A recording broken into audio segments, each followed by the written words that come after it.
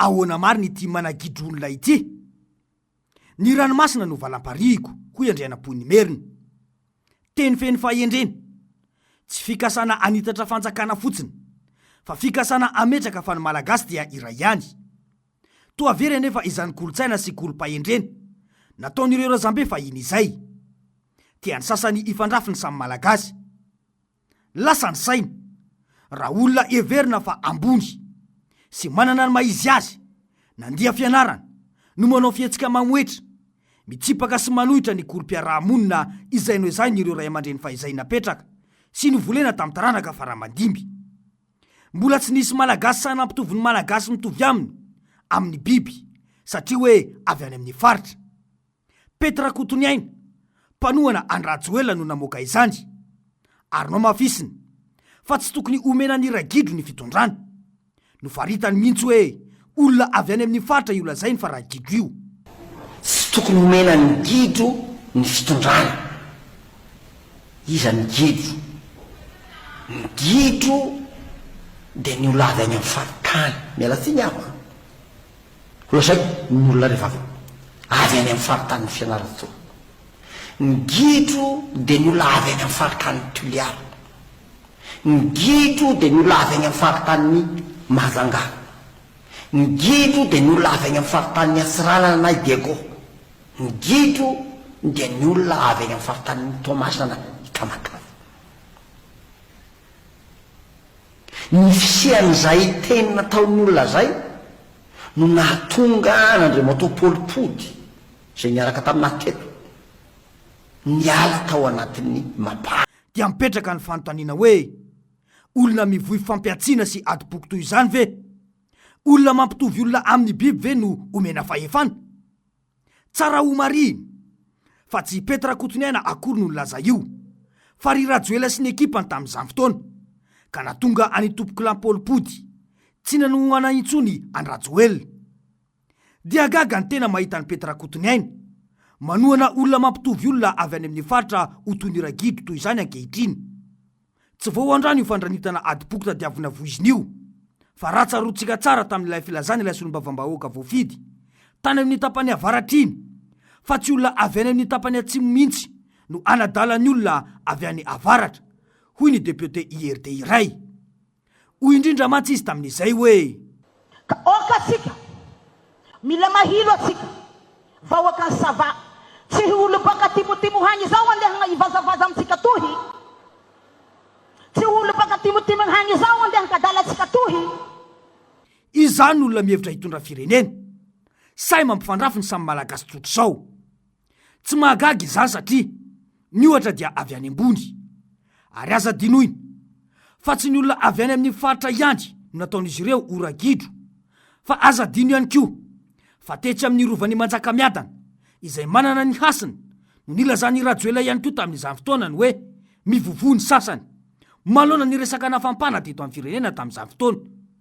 Dia mipetraka ny fanontaniana hoe ny olombelona angamo mivovoa no samy teny toy izany izy ireo.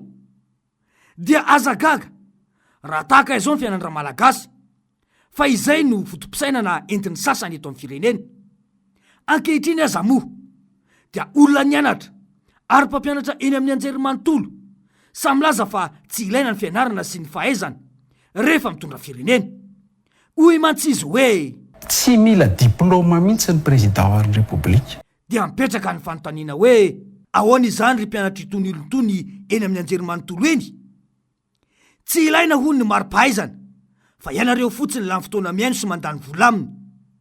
Dia aza gaga ry mpampianatra pikaroka sy pikaroka mpampianatra raha tsy mivaly ny fangatahanareo satria tsy ilaina io diplômanareo io, hoy ilay mpampianatra mitovy aminareo raha hitondra firenena.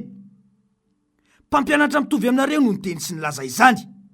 Dia aza gaga ry mpianatry ny oniversite raha ataony olona toana ny ambanin-javatra ny fianaranareo mandritra ny 5 taona manarak'eo, satria efa tsy vitany ampitoviany amin'ny ragidro isika, fa mbola lazainy fa tsy mila diplôma ihany koa mitondra any ity Madagasikara ity.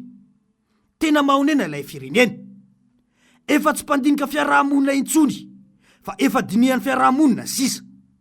Dia olona toy ireny ve no mentsika fahefana sy avelantsika hitondra ny firenena? olona toy ireny ve no everitsika fa itsinjo ny taranaka any afara? Ireny teny sy fanambaniana ireny ve no atao hoe teny feno fahendrena sy mendrika ho an'ny vahoaka malagasy? Izy nantany fotoana nianatra ary lasa mpampianatra eny amin'ny oniversite. Fa ianao lazainy hoe aza mianatra fa tsy ilainy io raha hitondra firenena. Io toetra manambany olona io no mbola toizan'izy ireo amin'izao, ary voapirofo fa hatramin'ny FFKM tsy misy dikany amin'izy ireo. Efa hoe kandida no ilainy, mbola solotena ihany no alefa. Dia diso ve raha roainy olona ivoky ny trano? Efa zatra manambany olona mantsy. Tsy vonina iresaka sa taotry ny ifanatrika amin'ny maro anisa. Mandeha ny andihevitra eo anatreany asa samihafa ara-pifidianana, saingy tsy te halala izany Andry Rajoelina. Raha jerena amin'ny fihetsiny, to manamafy an'ilay firesaky ny governemanta amin'ny fivoizana, fa tsy misy krizy eto, fa ireo kandida hafa no mpanakorontana. Nahoana tsy samy miatrika ny besiny maro? Matahotra adihevitra ve ka solotena atrano no alefa? Na koa tsy matoko tena amin'ny adihevitra ka tsy maintsy hotronona mpanolontsaina manokana? Raharam-pirenena no resaketo fa tsy raharanantoko, saingy asehony fa izy no eo ka dia izay tiany atao no atao. Tsy voasambana nanao fihetsika toy izany ity filoha teo aloha ity, rehefa raikitra ny fampidiniana momba ny toetra ram-pirenena. Nahatarafana izany ny resaka Maputo taorian'ny fanokana-panjakana ny taona 2004. Na ny tongozotra taoriana izany aza moa to tsy no rarahiny. Niendrika mitovitovy tamin'izany ihany koa tany amin'ny taona 2014 nisy ny fampidinena ara-politika nikatsana fampiavana-pirenena. Voafaritry ny lalam-panorenana fa ny filoham-pirenena no miantoka ny firaisam-pirenena. Tsy taratra tamin'ny fihetsika Rajoelina fony izy nitondra firenena izany. Ankehitriny dia zary atao takalonaina ny firenena sy ny vahoaka malagasy. Eny e, na ny managidrolona avy any amin'ny faritra aza moa sain'izy ireo, ankoatran'ny sasany mivoy kosikotiera. Fa ahoana mariny?